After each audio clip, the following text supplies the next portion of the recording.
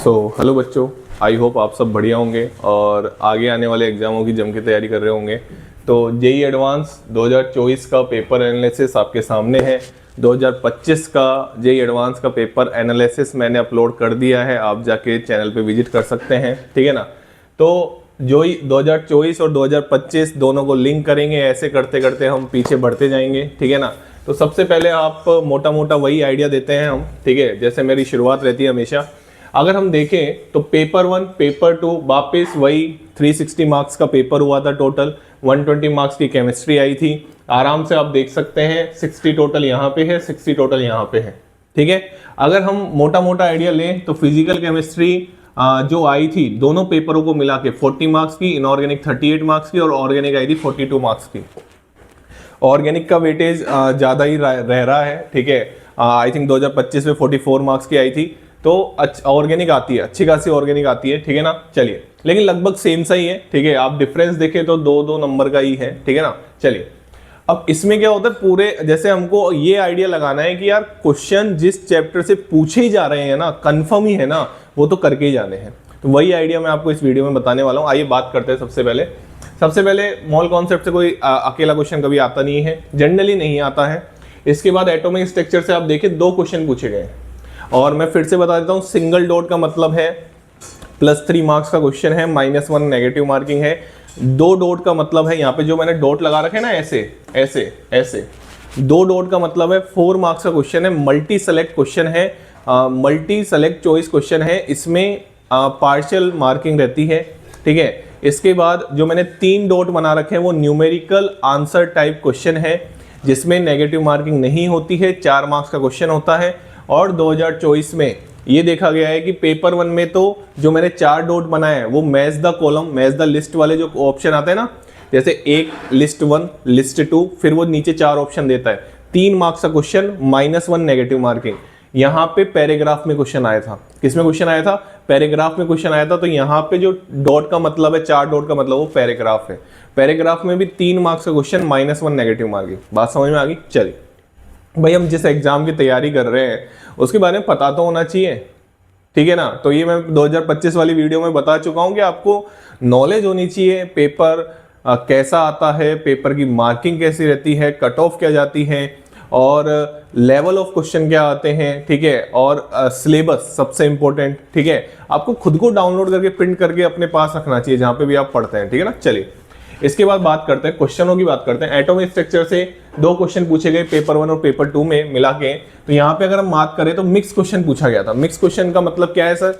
जैसे uncertainty principle का एक ऑप्शन था, बोर के 2 ऑप्शन थे, एनर्जी लेवल से एक ऑप्शन था, तो टोटल 4 ऑप्शन थे इसमें, ठीक है। आराम से आप देख सकते हैं, मल्टी सिलेक्ट क्वेश्चन था। इसमें मैं बात करूं अगर, तो ये क्वेश्चन आया था काइनेटिक एनर्जी, जो बोर में हम फॉर्मूले पढ़ते हैं बहुत सारे, तो उसको रिलेट किया था उन्होंने काइनेटिक एनर्जी से, ठीक है ना। ये क्वेश्चन ठीक था, ये क्वेश्चन भी ठीक था, इतना सिंपल नहीं था। चलिए, थर्मोडायनेमिक्स 2025। अच्छा, एक खास बात भी सुनते जाना मेरे मुंह से, क्या कि सर एटॉमिक स्ट्रक्चर 2025 में नहीं पूछा था, 2024 में 2 क्वेश्चन पूछ लिए। हाँ, ऐसे यही एनालाइज तो करना है हमको, ठीक है ना, कि भैया कौन सा चैप्टर तो छोड़ के ही नहीं जाना। हम ये नहीं देख रहे कि क्वेश्चन हमको रटना है, हम ये देख रहे हैं कि पैटर्न क्या हो रहा है, ठीक है ना। पैटर्न फिक्स नहीं होता, मैं बार बार वीडियो में बोलता हूं, पैटर्न फिक्स नहीं होता, बट काफी हद तक आपको वो सेम चीजें देखने को मिलती हैं, ठीक है ना। चलिए, थर्मोडायनेमिक्स की हम बात करें, वीटी डायग्राम था, डेल्टा एच आपको उसमें निकालना था। 2025 में भी थर्मोडायनेमिक्स का क्वेश्चन आया था। तो थर्मोडायनेमिक्स से तो हर साल क्वेश्चन आता ही है, सुन लो अच्छे से। थर्मोडायनेमिक्स से जेई एडवांस में क्वेश्चन आता ही है, थर्मोडायनेमिक्स एंड थर्मोकेमिस्ट्री, ठीक है ना। तो उसको तो आप कम से कम अच्छे से करके जाए, ठीक है। मान लो क्वेश्चन आपके लेवल का आ गया तो क्वेश्चन हो जाएगा आपसे, लेकिन अगर आप ये सोच के छोड़ के चले गए पेपर चैप्टर, यार इससे तो क्वेश्चन हार्ड ही आता है, तो फिर क्या ही कर सकते हैं, है ना। चलिए, इसके बाद देखो, बिल्कुल साफ है, केमिकल इक्विलिब्रियम साफ है, आयनिक इक्विलिब्रियम साफ है, रिडॉक्स रिएक्शन साफ है। तीनों चैप्टर से कोई क्वेश्चन नहीं पूछा गया 2024 में, आराम से देख लो आप, तीनों चैप्टर से। कमाल की बात यह है कि आयनिक इक्विलिब्रियम से 2025 में क्वेश्चन पूछा था, वो भी 2 क्वेश्चन पूछे थे सॉल्युबिलिटी के। अब आप देख सकते हैं कि भैया जिस साल जो मतलब ऐसा मेरे को लग रहा है, अभी तो मैंने 2 साल के पेपर एनालिसिस से आपके सामने रख रहा हूं मैं कि भैया जिस चैप्टर के जो जिस ईयर पूछ लेते हैं, जैसे 2024 में एटॉमिक का पूछ लिया, 2025 में नहीं पूछा। बात समझना बात को, है ना। चलिए अब गैसेस स्टेट से एक क्वेश्चन पूछा गया, रूट जो आरएमएस वेलोसिटी आप पढ़ते हैं ना, रूट मीन स्क्वायर वेलोसिटी, उससे क्वेश्चन था। और ऐसा फॉर्मूले रिलेटेड क्वेश्चन नहीं था, प्रेशर से उसने लिंक किया था, अच्छा क्वेश्चन था, ठीक है ना। सॉलिड स्टेट से मेटल डेफिशिएंट ऑक्साइड दे रखा था, आप इसको मोल कॉन्सेप्ट का भी डाल सकते हैं, लेकिन मैं तो इसको सॉलिड स्टेट में डाल रहा हूँ, ठीक है। उसमें आपको m+2 का फ्रैक्शन कुछ ऐसे बताना था, ठीक क्वेश्चन था, ठीक है ना। चलिए सॉल्यूशन की बात करें, ये क्वेश्चन ठीक था। ये क्या होता है, elevation in boiling point want of factor से रिलेट करके एक न्यूमेरिकल पूछा था, ये भी ये न्यूमेरिकल पूछा था, ध्यान से सुन लेना, 3 डॉट है इस पे। चलिए इलेक्ट्रोकेमिस्ट्री टाइट्रेशन से मैच द लिस्ट का एक क्वेश्चन था, कंडक्टोमेट्रिक टाइट्रेशन जो आप पढ़ते हैं ना उससे क्वेश्चन था, और चारों ही 5 ग्राफ दे रखे थे और सिंपल क्वेश्चन था। इलेक्ट्रोलाइसिस से ये क्वेश्चन अच्छा क्वेश्चन था। ये जेई एडवांस जो टिपिकल जेई एडवांस होता है ना, उसको अपने जो रौद्र रूप को जो दिखाता है ना, ठीक है, वो ये वाला क्वेश्चन दिखाता है, ठीक है। N2H4 कुछ नया जो पूरी कोचिंग्स में जो पढ़ाया जाता है, ऐसा क्वेश्चन तो मतलब जनरली आपको खुद को ही सोचना था, ऐसा क्वेश्चन था ये इलेक्ट्रोलाइसिस का। जो ये नॉर्मल क्वेश्चन नहीं था कि भैया कुछ भी 1m NaCl का इलेक्ट्रोलाइसिस दे दिया, जो मतलब बिल्कुल नया सोचना था आपको, कॉन्सेप्ट लगाना था इसमें। ये टिपिकल जेई एडवांस है, तो यहाँ ये क्वेश्चन, ऐसे क्वेश्चन तो बच्चे को वहीं पेपर में ही सोचने होते हैं, वहीं पेपर में ही सोचने होते हैं, और यही टिपिकल जेई एडवांस है, ठीक है ना। चलिए तो आगे अगर हम बात करें, 2 क्वेश्चन इलेक्ट्रो से आए थे। केमिकल काइनेटिक्स की बात करें, आरडीएस मेथड से क्वेश्चन था, ये क्वेश्चन सिंपल था, ठीक है, जो आप ऑर्डर निकालते हैं ना आरडीएस मेथड से, वो क्वेश्चन था। एक क्वेश्चन रेडियो एक्टिविटी से था, एज ऑफ रॉक वाला जो क्वेश्चन आता है ना, वो जो आपको किस में पढ़ाया जाता होगा, रेडियो एक्टिविटी में, न्यूक्लियर केमिस्ट्री भी आप उसको बोल सकते हो, वैसे तो आप उसको फिजिक्स में ही पढ़ते हो, बट हम न्यूक्लियर केमिस्ट्री में कार्बन डेटिंग और एज ऑफ रॉक तो पढ़ाते ही हैं, तो यहाँ उससे रिलेटेड क्वेश्चन था। चलिए सरफेस केमिस्ट्री की बात करें, एक क्वेश्चन आया था, एडजॉर्प्शन से ही क्वेश्चन था। अब मैंने इसको कोई टॉपिक नहीं लिखा है क्योंकि एक जनरल क्वेश्चन था जिसको आपको वहीं पे सोचना था, ठीक है। तो इसमें एडजॉर्प्शन एसिटिक एसिड का कुछ पॉइंट था इसमें, तो ये क्वेश्चन भी ठीक था, ठीक है ना, न्यूमेरिकल टाइप क्वेश्चन था।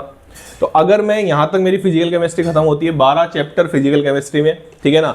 तो इसमें अगर मैं मोटा मोटा आइडिया लगाऊं, 2025 और 2024 को कनेक्ट करूं, थर्मोडायनेमिक्स से क्वेश्चन 2024 में भी पूछा था, 2025 में भी पूछा था। इलेक्ट्रोकेमिस्ट्री से क्वेश्चन 2024 में भी पूछा था, 2025 में भी पूछा था।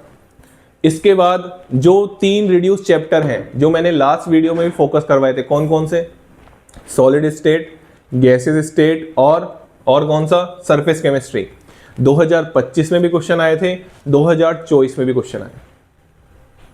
तो आप सोच समझ सकते हैं कि यार रिड्यूस चैप्टर जो थे ना जेई मेंस में नहीं है बट जेई एडवांस में है, तो उससे क्वेश्चन तो लगातार 2 साल से आ ही रहे हैं, एक एक क्वेश्चन तो आ ही रहा है। देखो आराम से एक क्वेश्चन खांगे आरएमएस वेलोसिटी से मेटल डेफिशिएंट ऑक्साइड, ठीक है। तो इनको मत छोड़ के जाना जेई एडवांस की अगर आप तैयारी कर रहे हैं तो। चलिए इसके बाद यहाँ पे अगर हम बात करें इनऑर्गेनिक केमिस्ट्री की, तो पीरियोडिक टेबल का ऐसा कोई क्वेश्चन आता नहीं है, मिक्स ही क्वेश्चन आता है।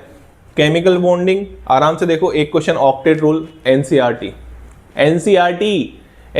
से हो जाता है क्वेश्चन, एग्जाम्पल एनसीईआरटी में दे रखे हैं, ठीक है ना। इसके ये जब जिस साल ये क्वेश्चन आया था उसके बाद वही, ठीक है, हम भी सब लोग वही चीज होती है कि यार एनसीईआरटी से भी देखो क्वेश्चन जेईई एडवांस पूछ लेता है, ठीक है ना। इसके बाद ये ज्योमेट्री और लॉन पेयर सिंपल क्वेश्चन थे, दोनों ही सिंपल क्वेश्चन थे, स्कोरिंग क्वेश्चन थे, ठीक है ना।